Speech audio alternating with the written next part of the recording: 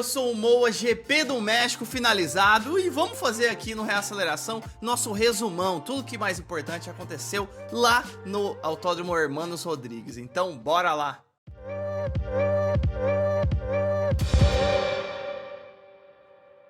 GP do México finalizado, um GP que tivemos zero surpresas no vencedor, mas que deu uma dó no domingo, dó que deu do Sérgio Pérez, viu? Mas vamos começar com os treinos livres, a gente teve destaque aí nos treinos livres, primeiro o pai do Sérgio Pérez, né, que é uma figura, ele é uma figura demais. E depois disso a gente teve 5 novatos participando do TL1, lembrando que todas as equipes têm que colocar ali um mínimo de voltas, os novatos, os pilotos reservas, vamos falar assim, e os novatos ali, para participar de algum treino livre no ano, e esses novatos foram o Frederic Vest pela Mercedes, Jack Dohan pela Alpine, Isaac Hadjar pela AlphaTauri, o Oliver Bearman pela Haas e o Theo Pourchaire, que provavelmente vai ganhar o título aí da Fórmula 2 pela Alfa Romeo. E falando no Theo Pourchaire, deu uma dó dele, viu? Porque ele foi o único que não conseguiu andar no treino livre. Ele não conseguiu dar uma volta rápida.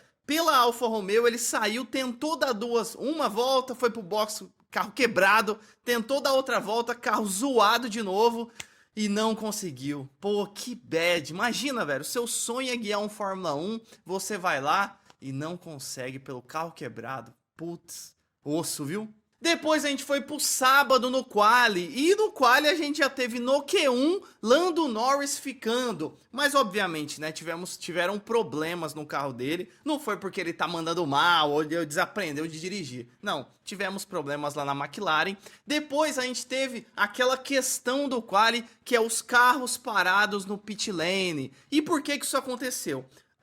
Os pilotos vão se adaptando, né? Antes, o que acontecia? Ia para os últimos minutos ali do quali, principalmente do quali Q1, Q2, Q3, os pilotos acabavam dando a sua volta lenta e na hora de abrir a volta, ficava um congestionamento, um trânsito ali nas últimas curvas.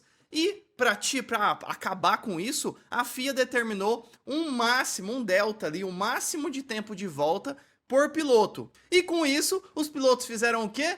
Em vez de criar esse trânsito ali nas últimas voltas do circuito para abrir uma volta rápida, eles criaram essa questão dentro do pit lane. Tô mostrando imagens aqui, mas erroneamente para mim a FIA acabou não punindo ninguém. Alguns carros pararam no pit lane, criaram esse trânsito e para mim alguém deveria ter sido punido e ninguém foi. Oh, que beleza, viu? No Q2 a gente ainda teve o Tsunoda dando um pedala no macaco, num dos itens ou acessórios ali da Williams, que também não recebeu punição. É uma brincadeira, viu? A FIA dá punição de limite de pista, porque passou isso aqui e o resto, ó, tampam os olhos. E para fechar o quali, tivemos aí a surpresa, Ricardão. Tsunoda mandou muito bem no Q1 e no Q2, Tsunoda ia largar lá dos boxes, porque trocou peças do carro.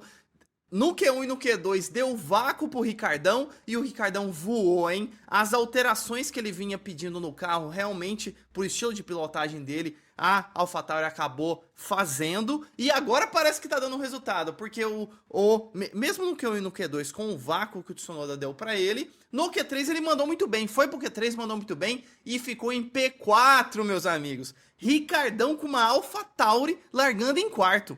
Inacreditável. E o pole position foi quem? Charlinho Leclerc. Na real, as duas Ferraris surpreenderam no Q3. Quase não passaram, quase ficaram no Q2. E aí no Q3 ficaram em primeiro e segundo. Não deu pra entender nada. Depois disso, fomos pro GP do México, tão aguardado GP. Sérgio Pérez, piloto da casa, piloto mexicano, tava largando na 5ª colocação. Pô, muita expectativa ali dele conseguir uma brecha, já ganhar posições. E pô, eu tava torcendo demais pro Sérgio Pérez ganhar, pra ele vencer esse GP. Imagina que massa o contexto dele de pressão que ele tá sofrendo ali na Red Bull e ele vir no GP em casa, no seu país, na cidade do México, na cidade ali onde é o Autódromo Hermanos Rodrigues, ele vencer, imagina que demais. Só que aí as minhas, talvez as suas esperanças foram por água abaixo na primeira curva, na curva 1, porque o Sérgio Pérez... Aconteceu a mesma situação, lembra lá no GP do Qatar, na curva 1 também, onde Hamilton foi por fora, Russell tava no meio dos dois, foi sanduichado, né? Foi espremido ali, e o Verstappen tava pelo lado direito. Aí o Hamilton pela esquerda foi fechar, bateu no Russell. Gente...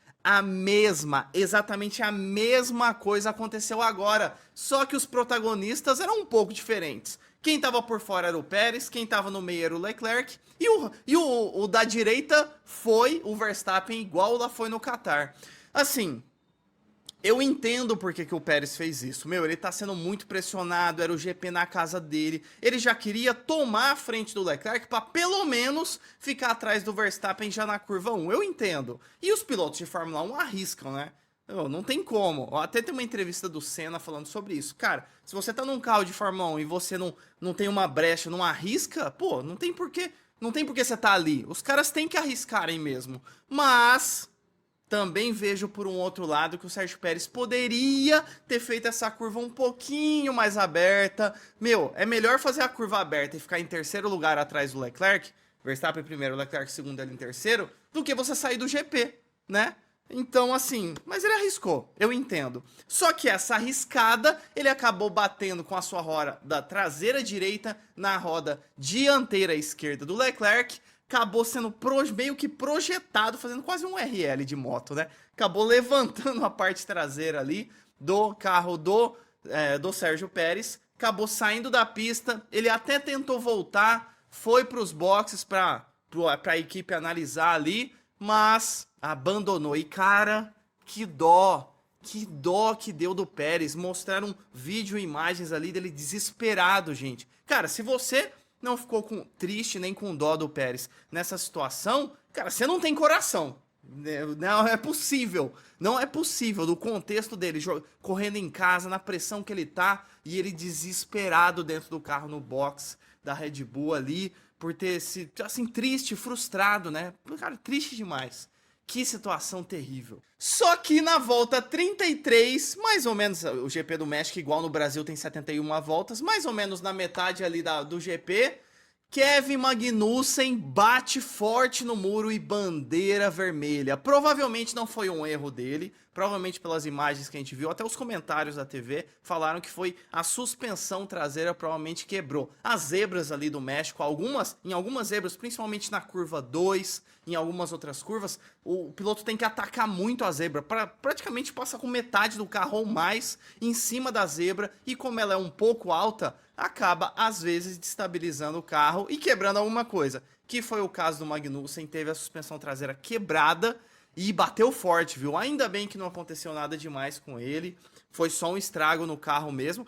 A Haas quebrando o carro de novo, hein? Ê, Mick Schumacher, saudades Mick Schumacher, que quebrava esse carro direto. Tivemos aí uma relargada mais ou menos na volta 37, Max Verstappen pra variar voou, né? Largou muito bem, já tomou a ponta, Charles Leclerc em segundo e Hamilton muito bem, que já era o terceiro. Depois, Lewis Hamilton tava colando na segunda colocação pro Leclerc.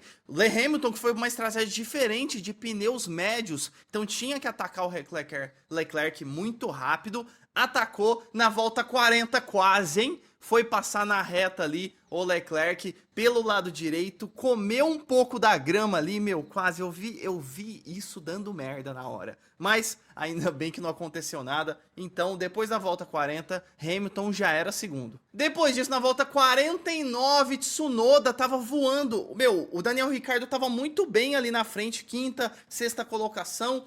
O Tsunoda tava disputando a oitava colocação com o Piastri e ele...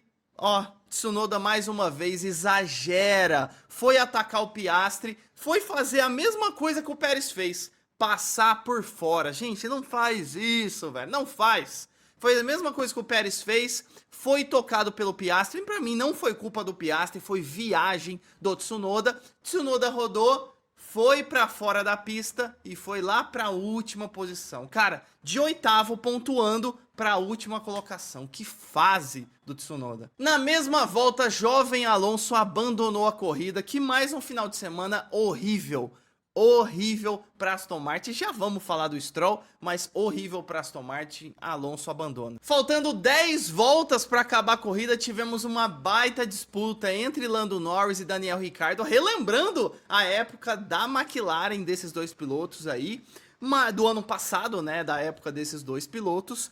E o Norris era sétimo, o Daniel Ricciardo sexto lugar, e na volta 61, Lando Norris não tem como, né? O Daniel Ricciardo tava mandando bem, mas o Lando Norris tava voando. Não teve como segurar o Lando Norris. Lando Norris já era sexto e ele largou em 18º. Depois disso, começou a disputa, né? A correria do Lando Norris para cima do Russell, que era o quinto colocado. E depois de 7 voltas atrás do Russell, na volta 68, faltando 3, 4 voltas para acabar o GP, Lando Norris mandou bem demais, fez uma mega ultrapassagem para cima do Russell e sobrou aí na quinta colocação. Depois disso, antes de acabar o GP, lembra que eu falei da Aston Martin, do Alonso? Stroll viaja na maionese, gente. Joga o seu carro pra cima de um bolo ali no pelotão de trás que ele tava disputando ali, Tsunoda e outros carros, e acabou exagerando e abandonou o GP. Ô, Stroll. Oh, mas tá difícil, né? O Drugovich, nossa torcida pelo Drugovich, que tá maravilhosa nesse sentido, porque o Stroll continua vacilando e mandando mal, e o Sargento Logan também. E ó, essa semana GP do Brasil, GP Interlagos, viu? Eu tô esperando uma, não de Las Vegas, mas se o Drugovich for pro ano que vem na Aston Martin, mas principalmente na Williams, tô esperando esse anúncio da Williams agora, no GP de São Paulo. E acabamos o GP do México lá no Autódromo Hermanos Rodrigues, e com um total de 0 pessoas surpresas. Quem que foi o vencedor? Max Verstappen, que colocou um chapéuzinho mexicano, teve seu carro içado ali com o chapéu mexicano, que foi legal demais, né? Legal demais. E o grande campeão de 2023 vence mais um GP. E pra gente fechar o episódio, vamos falar como ficou aí a classificação, né? Como a gente falou, Verstappen primeiro, 13 segundos atrás. Verstappen é absurdo, né?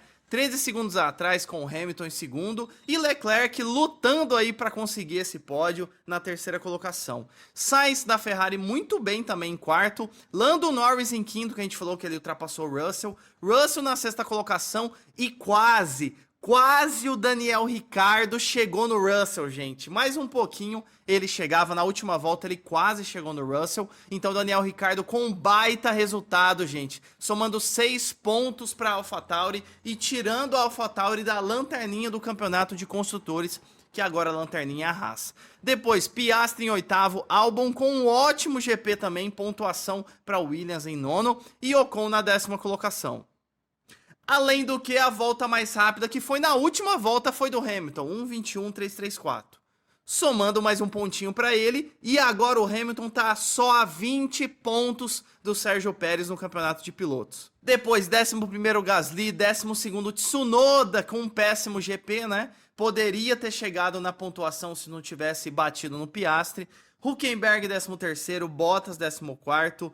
Joe em 15º, Logan Sargent, que acabou abandonando na última volta. Ali tá mais um lap, mais uma volta, mas ele acabou abandonando no final.